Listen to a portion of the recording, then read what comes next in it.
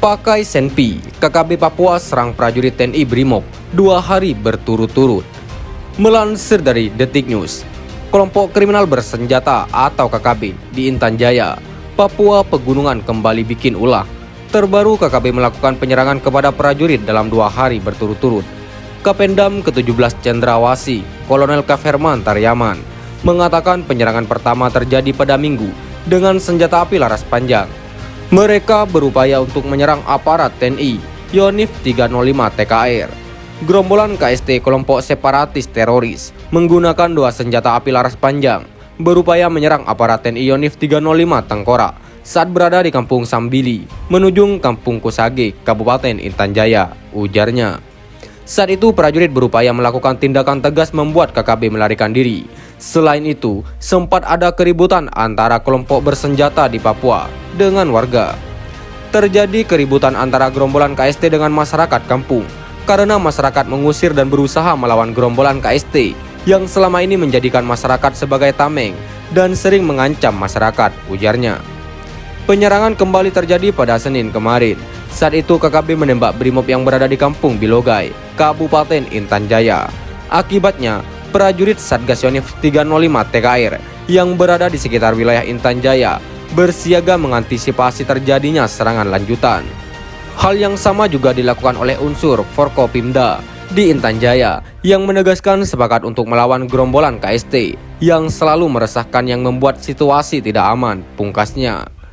Sekian dan terima kasih. Jika ada salah kata, kami mohon maaf. Jangan lupa like, komen, dan subscribe.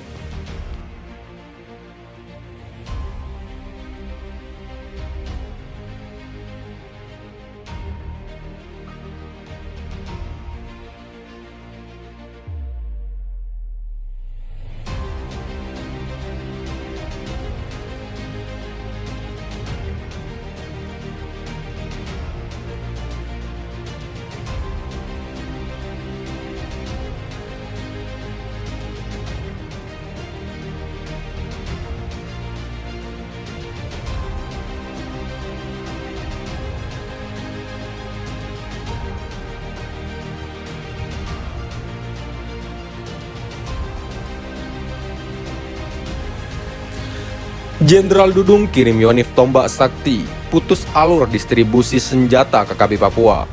Melansir dari Tribun Kaltim.co, dalam rangka memutus pasokan amunisi dan senjata untuk kelompok kriminal bersenjata alias KKB Papua, KSAD Jenderal Dudung Abdurrahman memberikan wanti-wanti ke pasukan Yonif Tombak Sakti. Dilansir dari surya.co.id, Jenderal Dudung melakukan pemeriksaan kesiapan operasi Batalion Infanteri atau Yonif 122 Tombak Sakti yang bermarkas di Pematang Siantar, Sumatera Utara. Dalam pemeriksaan ke batalion yang akan melaksanakan penugasan sebagai satuan tugas pengamanan perbatasan atau Satgas Pamtas di wilayah sektor utara Papua itu, KSAD memeriksa gelar pasukan maupun alat perlengkapan yang akan digunakan dalam penugasan. KSAD menyampaikan bahwa tugas operasi merupakan tugas mulia dan kepercayaan yang diberikan negara. Terkait dengan indikator keberhasilan tugas yang selama ini disampaikan kepada prajurit, yaitu mendapatkan atau menyita senjata dari pihak yang tak berwenang, KSAD menegaskan bahwa indikator tersebut harus diubah. Justru kalian di perbatasan harus mampu menghalau berbagai kegiatan ilegal, seperti pasokan amunisi, senjata yang masuk, serta penyusupan bantuan dari luar dan peredaran narkoba, tegas KSAD. Didampingi Ketua Umum Persit Kartika Chandra Kirana, Nyonya Rahmadudung Abdurrahman, KSAD kembali menegaskan kepada seluruh personel yang akan melaksanakan tugas di Papua untuk meningkatkan kewaspadaan meskipun nantinya bertugas di wilayah yang relatif aman. KSAD juga menekankan agar seluruh prajurit juga senantiasa membantu kesulitan masyarakat Papua. Lakukan pembinaan teritorial kepada masyarakat sebab banyak yang membutuhkan bantuan di sana. Sebelumnya akhirnya terjawab asal-usul senjata dan amunisi yang digunakan kelompok kriminal bersenjata atau KKB Papua. Isu mengenai senjata ini mencuat setelah di media sosial ada foto-foto senjata canggih yang dipamerkan KKB Papua. Misalnya M16A2 Assault Rifle dengan pelontar granat M203, Browning Auto 5, hingga Remington 870, TAC Shotgun. Ada juga Lead Gold L1A1 SLR, disebut sebagai senjata buatan Australia. Senjata api itulah yang menjadikan KKP Papua tak pernah berhenti melancarkan aksi anarkisnya. Sempat berembus isu yang menyebut KKP Papua mendapat pasokan senjata dan amunisi dari pihak asing. Menanggapi hal tersebut, Menteri Dalam Negeri Tito Karnavian membeberkan sekilas tentang KKP di Papua dan sumber senjata yang dimilikinya selama ini. Ex-Kapolri itu membeberkan fakta tersebut ketika ditemui awak media di Jakarta Utara. Ia mengungkapkan itu terkait fakta tentang KKP Papua yang kerap beraksi. Dikatakannya kelompok separatis teroris itu punya 4 sumber senjata. Senjata-senjata dari 4 sumber itu kemungkinan tetap digunakan sampai sekarang.